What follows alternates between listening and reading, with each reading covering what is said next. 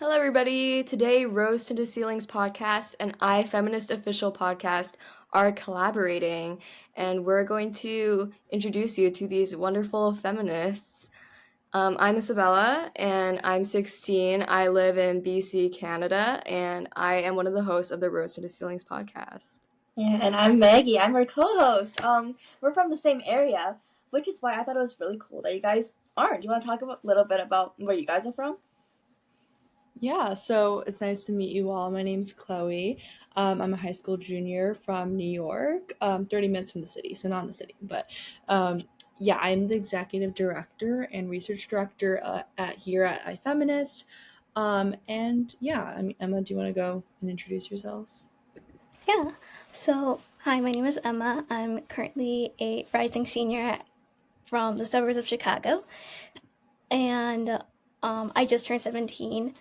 And I'm Chloe's co-host here at the iFeminist podcast, known as She Speaks Her Story.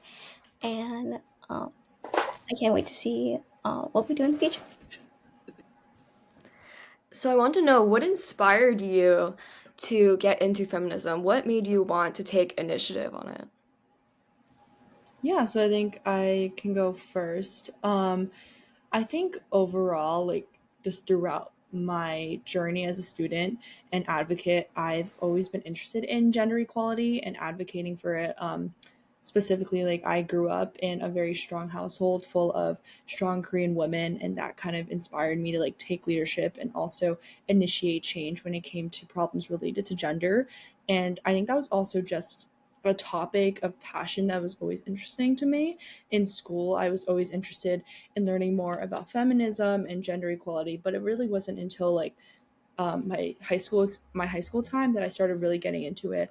I attended a feminist summit online. It was like through my school in ninth grade, and I was able to talk with feminists all around the country and discuss global issues. I got to meet the UN Student Observer. It was a really great opportunity and experience. And from there, I pretty much started looking more for like social justice opportunities, not like feminism specifically, but I heard about iFeminist, and from there I was able to be a research team member and make my way up to being multiple director positions now.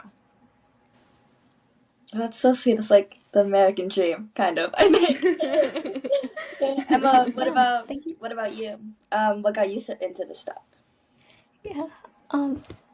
It's actually very similar to Chloe's. I actually became more involved with feminism when I was in high school, but I really feel that my journey in feminism was really rooted in my mother.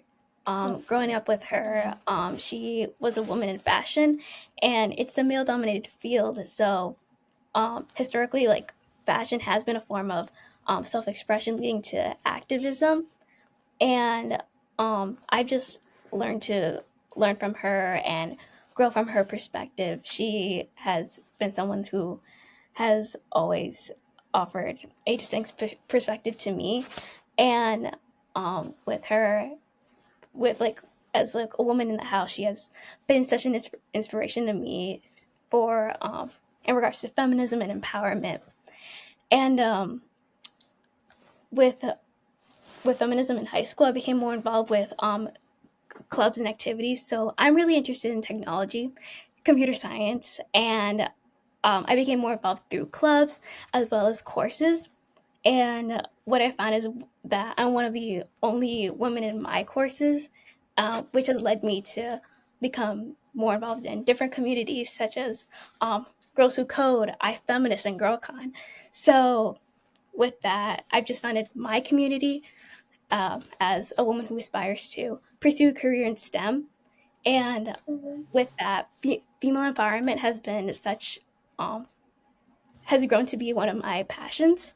And I hope to become more involved with it when I'm in college, but I know it always plays such a huge role in my life.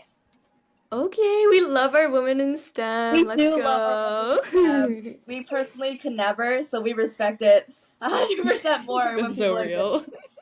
Dude, I had a question I want to ask you guys, right? So iFeminist, the whole organization itself, it's not just a podcast, right? It's a lot like more than that. So I'm going to ask you, what about podcasting drew you, right? You're already part of this organization. What made you go, okay, I also want to do a podcast? Where did that come from? Yeah, so I can start with that. There used to be a season 1 of the iFeminist podcast. I think it was by our founder and another person that was part of the organization. It wasn't like they had a full season. I'm not sure. It wasn't like super serious, but at the same time, when I learned about it, when we started taking over the organization after it was inactive for like a little bit, me personally, I participate in a lot of public speaking and like speech and debate. That's like a really big part of my life. And I've always been interested in podcasting. I've had some experience with it, so I wanted to get into that. Also, I think just having another initiative to vocalize your opinions and talk about women's empowerment and feminism would be a really great addition to our organization, because we do a lot of writing, we have a lot of articles, but we don't have that really one-on-one interpersonal connection with conversations, and we just talk about feminism outright on a podcast and a platform like this. So kind of wanted to bring that to our community so we could express and also just share our thoughts on a more different medium compared to just writing. Oh, that's really nice, actually, because we love podcasting. Clearly, we're here right now. But can you talk about a little bit about what other forms of media iFeminist goes through? Like, actually, just take us on an overview about what iFeminist is. Yeah, so I mean, feel free to come in whenever you want, but iFeminist is mainly a research organization, and pretty much we conduct research on underrepresented women in history to change the narrative regarding women's contributions to society. One really big statistic is there's a historian that says that history only has 0.5% of women's stories in it, and that really demonstrates how there's a lack of representation in women's history. I don't know if that statistic is necessarily true now, but it does demonstrate that there's a clear disparity when we talk about women's contributions in history. You always have that male-centric voice when you see in history textbooks, and our founder wanted to change that and shed light on women's contributions during the pandemic, and that's kind of how we got started. And since then, we've published over 180 articles on underrepresented women in history. That's on our website, so you can check that out, and it's continuing. We're trying to make it a database that has numerous articles that are accessible, especially to young girls, which is such an important time when they're learning about their role models, and also hopefully that can instill an idea that they can really do anything, that there's nothing holding them back when they read stories of amazing accomplishments that these women created. So that's kind of what iFeminist is, pretty much. We are a big student international-led organization. We do everything online. We don't have any in-person things, but that's kind of how we bond, and mainly research is what brings us together. Emma, if you want to touch on anything, if I miss anything there. Yeah. So we also have different teams within our organization. So we obviously have a research team, which is such a big contribution, which is the heart of our organization. We also have different teams such as social media. We also have, we have mainly social media. We also have our exec board, and we all just collab with like our different minds, our different perspectives. We are an international organization, so we have perspectives from different parts of the world, and I think that's just the beauty of it, with the different and diverse ideas that everyone has, because diversity really is beautiful, and it's something that I have like valued ever since like I was young. And seeing it at IFM has been so inspiring and empowering with our community. And our community isn't just reserved to our team. We actually have a Discord that's open to people around the world who are interested in feminism. So we have that unique aspect as well. But I think we're also hoping to expand our website to include bilingual articles as well in Spanish. So, Yeah. And That's one more really... thing I'll touch on. Oh no, I was just saying how nice that was. You could keep going. Sorry. Thanks. Yeah, the last thing I was going to touch on is accessibility is one thing I think we're focusing on for the next coming year. I think definitely having articles online is really great. People can just go on our website, but at the same time, we also want to target young girls and like reading these articles and like having them also like in the classroom. So I think that's kind of for implementation, we're going to try and work on that for like educational settings in the next coming year. But yeah, that's what our org I does. love that so much. No, that is such a good cause because especially I feel like it starts when you're so young too, that you're carrying all of this internalized misogyny from what people around you are saying. So I think that's a great cause to have more women empowerment directed to young girls, which is kind of what we do as well, interviewing different women from all types of fields or people who work with children to kind of loop that aspect in. I really love that. Because I think, like, even, like, thinking back to when I was a kid, if I was just reading an article of someone who's really cool, and they just happened to use, like, the word she, my life would have gone in a different direction. Like, I'm putting that down. I completely believe the fact that if I had more female, like, influences in the media I saw growing up, I don't know, I feel like my life would be different. And I feel like that's why we should be bringing this equality into media, which is why I'm so glad that you guys are doing that. Because I think you mentioned something about wanting to make your website like a database. I think that's incredible. Because, like, there isn't really a large set of data like that publicly available to a lot of young girls. So I'm glad someone's doing it. Aw. Yeah, you touched on some really important points. I think, yeah, like these are their role models and these are the stories that they're going to look up to, and that shapes so much of their career aspirations and also their what they believe is what they're capable of doing. So that's definitely a really big point on what we want to do to strive and make change. Mm-hmm. I'm going to ask you guys a little bit about, we're all high schoolers here. How exactly is that, like, how do you balance that? Because feminism, let's be real, not many high schoolers care. Not a lot of them see it in a very positive light. How do you guys kind of deal with any backlash, if you got any, at school?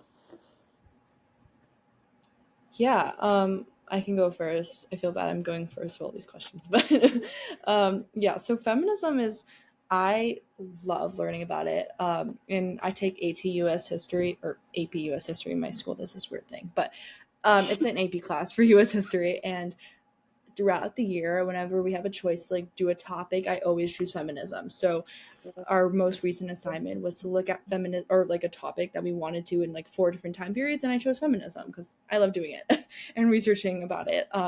But a couple of weeks ago, I actually had a school project, and I was also working on feminism, specifically the second wave of feminism, and we had to do like a poster about like its causes and like its implications, and also like how it relates to modern day, obviously. And there's this girl in my class.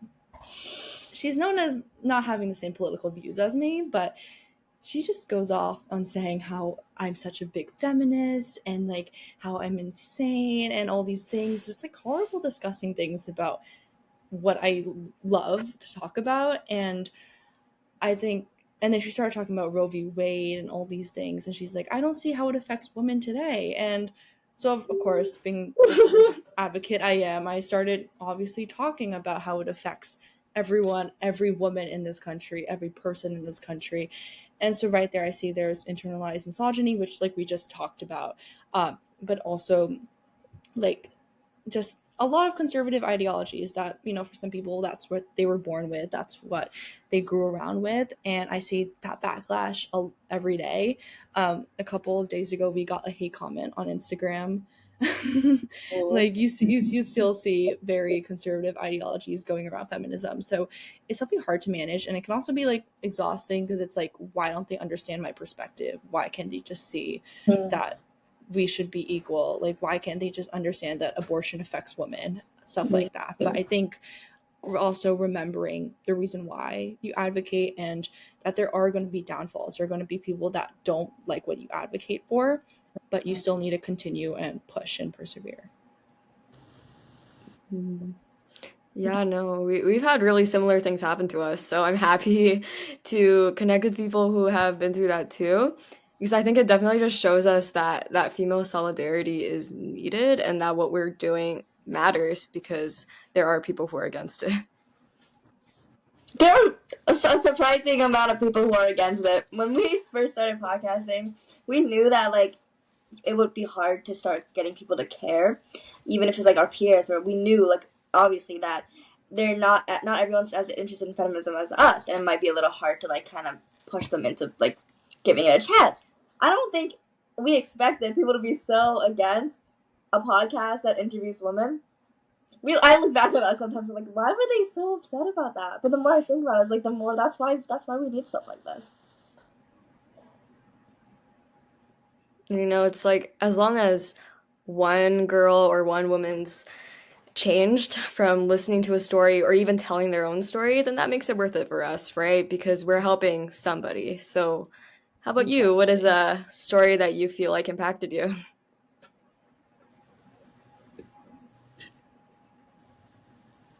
Wait, a story? Oh, okay. I think a story that really impacted me was, I would say the first story that I wrote for iFeminist, which was about Diana Trujillo, and she was a woman in STEM. She was born in Colombia, and then she came here to the U.S. So initially she was a maid, but then she um, developed and she grew to work in NASA, which is incredible. And seeing her story really inspired me and instilled me to pursue STEM, because seeing her um, come from her from her background, since we have similar backgrounds, have I became inspired to further pursue my career in STEM. But uh, in regards to the backlash, I think really Chloe talked about that, um, really that highlight, but well, kind of low light. But uh, for me, I think in regards to the backlash that I faced, I remember during an interview, I had they had asked, it was an advisor in position, and they had asked me, how do you, so I am very involved in feminism organizations, and they asked me, how do you account for the male's perspective? And I think that how I explained it was talking about, really, like, feminism isn't about um, men are that women are better than men, but it's just that that equality. You need that equal standpoint, because uh, women have been historically misrepresented and underrepresented. So we need that empowerment now to really account for that history, because we need that common ground um, to for both women and men. I can't believe that was said to you in an interview. Nonetheless, that I don't know how you kept your calm because I don't even know what I would have said there. But that is crazy. Isabella, what do you think? Any notable stories from our experiences?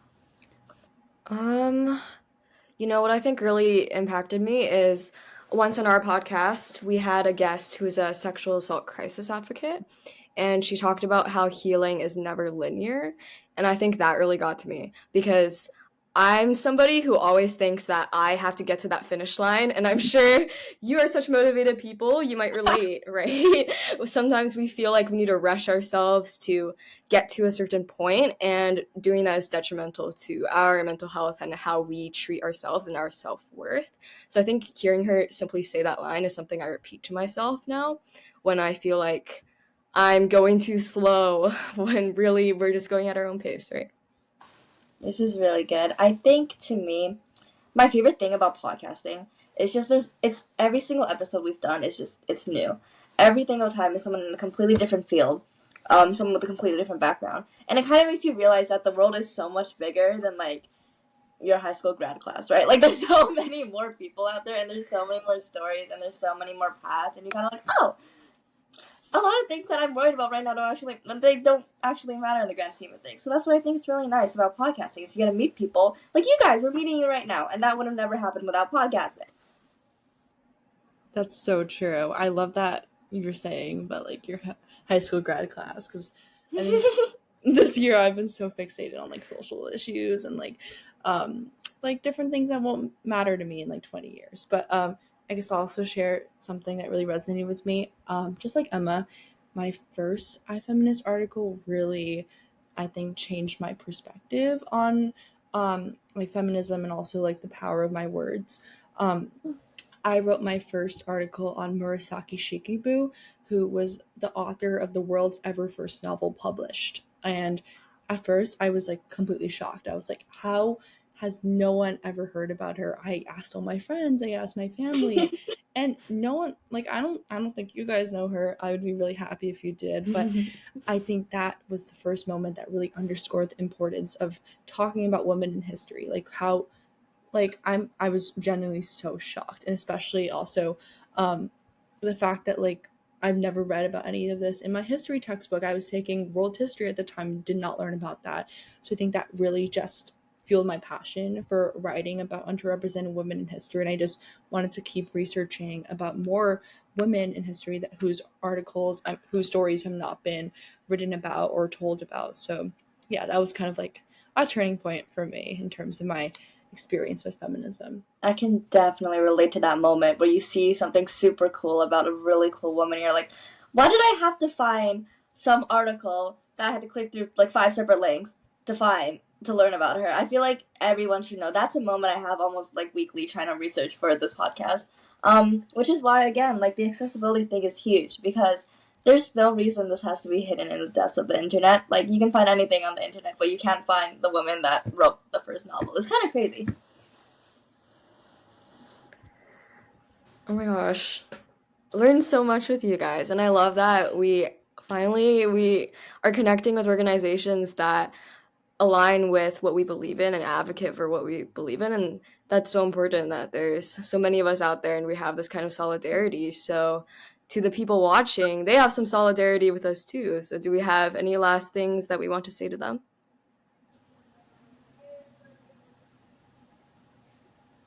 Kind of thinking, but This is a big moment. Yeah, I would say just trust yourself, and also know that you can make change. That I feel like when we talk about social justice activism, everyone always talks about like the impact you make, the numbers. I think it's really important to note that anything you do by talking out, by advocating, even like the smallest thing, will make change. It will change someone's day. It will change someone's life by shedding light on a story, by talking about an important social issue, just supporting an important cause. That I feel like we often just we want to make sure that our impacts are based on numbers and numerical values. But I think it's really important that we all know that we hold so much power with our voices, and especially to all those young girls out there, just know you can do anything, really. I know that's kind of cliche, but like, it's true. Really, yeah, you have the capability to do anything. And if you need some people supporting you with that, read all our articles. You know, we have so many women who've accomplished things that men could have never had. So there's so much out there. You can make change. You can work for NASA despite what they tell you. You can write the world's first novel. You can do so many things, and I think that's really important to hear. That's so sweet. I feel like I just listened to like a you know, those sports movies where they have like a pep talk and it changes the whole plot. That's what I feel like I just witnessed. That was incredible. And Emma, any last words you want to end us up with? Yeah, sure. So, adding on to Chloe, really advocating is such an important thing in regards to feminism. But I also really wanted to add that your identity is your power. Your voice is your power. You have the ability to change the perspective. Be that voice that really can like change the table. It's even though it is scary at first, it's honestly worthwhile, because your identity is your superpower. You hold such a distinct perspective that has been underrepresented in the past, but with your voice, you have the power to make so many changes. You can change the world, and with what Chloe said, you can really do anything. You can be an astronaut at NASA. You can write that book. It's no matter who you are, what background you come from, you have the power to do incredible things. And if you just need a little bit of inspiration or empowerment, just head on to them. So we have an article waiting for you, and and it's it'll be empowering for you. And yeah. We have an article waiting for you as a bomb slogan. Yeah, you gotta use that in a social media post or something. That was Yeah, really that was good. really good, Emma. I've never heard that. That was really good. I can't believe that was improvised. Anyways, thank you guys so much for coming on and talking to us. It was really lovely.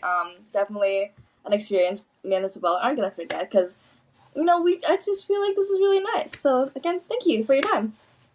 Of course, it was so great to connect with you guys. I love when we also like have feminist organizations coming and collabing. I just love it. And also, it's really cool that you guys live in Canada. Like, I don't think I've ever would have met you guys. That's really a really cool experience. Yeah. That's why I also love participating in like nonprofit international organizations, because you get to meet so many people around the world with really important, distinct perspectives. So I hope great to be all if your viewers can have one takeaway from this, it is going to be that Canadian people are real. So I hope you're okay with this one.